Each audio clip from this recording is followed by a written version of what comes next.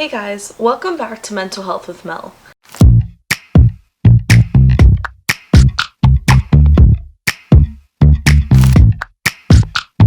For today's video, I wanted to kind of talk about where I'm at right now with therapy and with my mental health. I will say that I am 1000% better, like the way that I feel now with the therapy, medication, having support from my family, just having people around. I've made some more friends and I've had a better support group. So all of that has really affected how I'm doing in therapy. But I want to talk about the things that are good and bad. I don't want this to just be a platform where I'm performing. I don't want this to be just a platform where I am like reporting back to you all the positives or all the negatives, because then that's biased. And as much as I want you guys to go get help and go to therapy and get medication that you need and all of that, I do want you to know that it's not just sunshine and rainbows. There are other things that come with all of this. So to start with, like I said, I'm very happy with medication and with the therapist that I was lucky enough to find. So I can never say that I'm not fortunate in that sense. I will say that it's made me a calmer person and better at understanding my own mind, better at focusing on what really matters and not over focusing on all the things that I can't control. I've been able to relax a bit more. I've been able to make friendships that I probably wouldn't have been able to make before because I was so set on having like these defined lines of friendships, and that's not how the world works.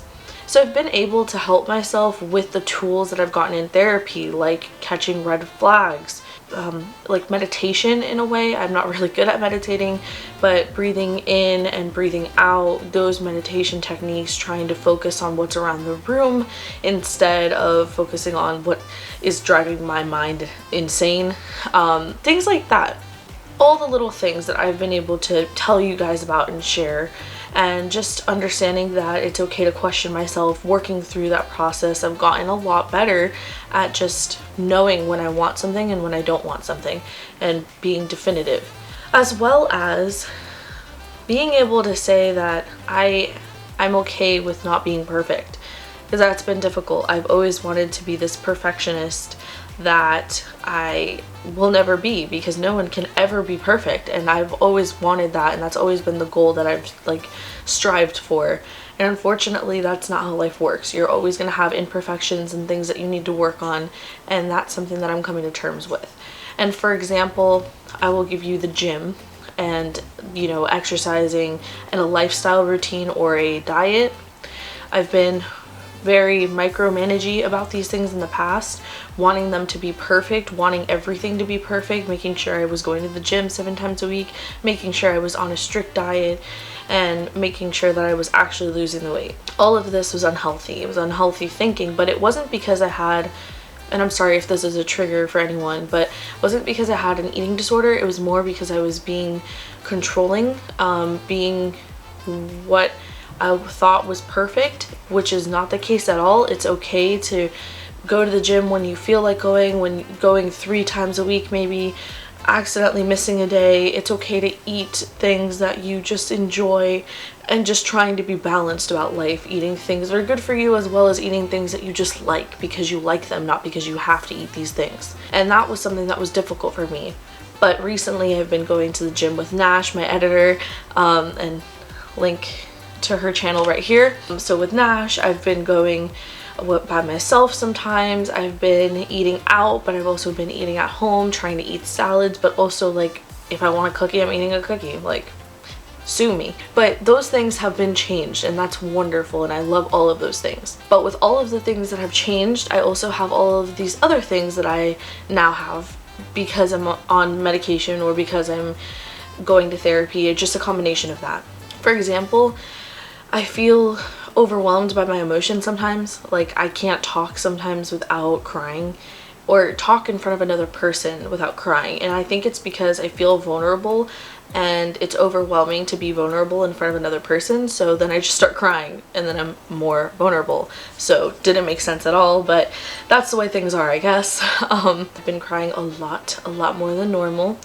I will also say that as much as I love going to therapy and getting the help that I need, sometimes it's overwhelming. Like the whole therapy process, actually working on yourself and trying to keep track of, am I making this decision because I am being spontaneous, or I'm being impulsive, or am I making the decision in a good way or in a bad way, like the consequences that line up there. Am I being like, am I really honoring my feelings? Am I honoring other people's feelings? Just tracking all of the different feelings that I have. Going to therapy, having someone else like pick at your brain and analyze all of the things that you're thinking or feeling. Then having your family be like, well, how's the medication going? How are you feeling? Blah, blah, blah. Like, it's a lot of talking about my emotions, and I am a very isolated, black and white, not emotional kind of human normally. Now I'm exploring this whole other side of me that sees gray and sees emotion and sees vulnerability. And so it's very difficult for me, and sometimes I just want to stop everything. But then I know that if I stop everything, I'm just gonna go right back to where I was a couple months ago, and I never want to go back to the point of feeling so horrible about myself, or so horrible about my environment, or how I am, or who I am gonna be, just feeling horrible about everything. I never want to go back to that spot. As much as I wish that I could just escape, running away is not the answer, and I've learned that again through therapy.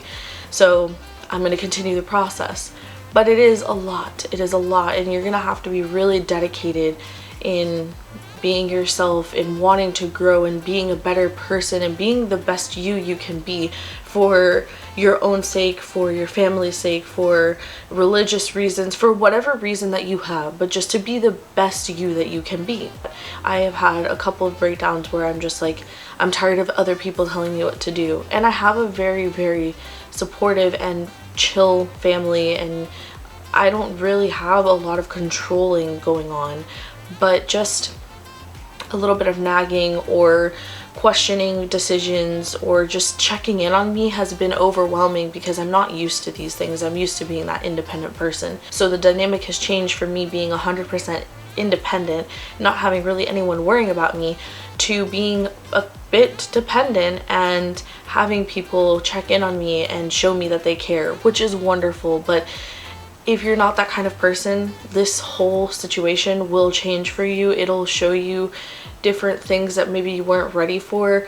I think it took me a little longer to hit the fact that, like, wow, I actually have bipolar. Wow, I actually have a mental health disorder. I'm actually in therapy. I'm taking medication. I think it took me longer to realize like what was going on. Like at first I was okay with everything, and I'm still okay with everything, but there's these moments where I'm just like, wow, this is my life, and this is what it's going to be like for a while. And sometimes it's a lot.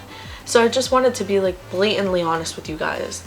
Therapy, just like anything else, comes with its good and bad. Things that you have to sacrifice, like maybe your independence or your hard shell, so that you can become a better person, to understand yourself more, to be balanced, to feel better. There are always going to be things that you have to sacrifice or give so that something else will flourish, and that's what I'm currently learning. So I want you guys to know, like, if you're going through this process, this period, or even if you're 17 years into therapy and you're feeling this way, it's completely normal. It's completely normal, and it's going to get better, and it's going to be something that we have to get used to, a routine, which is also difficult for a lot of us, but it's something that we have to do to make ourselves feel at ease and feel at peace. And I do genuinely feel that most days. It's just sometimes I have these realizations that I feel like I am being suffocated, and that's going to go away with time, and it might come back, but it's not going to outweigh what I have gotten from therapy. So if you guys need anything, or you're feeling stressed or down, like always, NAMI's information is down below, as well as the suicide hotline, prevention hotline. If you need to call or text or speak to someone, please reach out there. And then obviously I'm always here for you guys through the comments, through my Instagram. Just reach out to me and I will definitely be there the best that I can. And if you have any other video ideas, I love trying new things. Tried the little chit chat video. I'm gonna try and do like a cook with me video, so I'm gonna try and do different things that might make this a little bit more fun and extra. But just let me know, and please like and subscribe below. I love you guys. Thanks so much. Have a great week, and I'll check back on Sunday.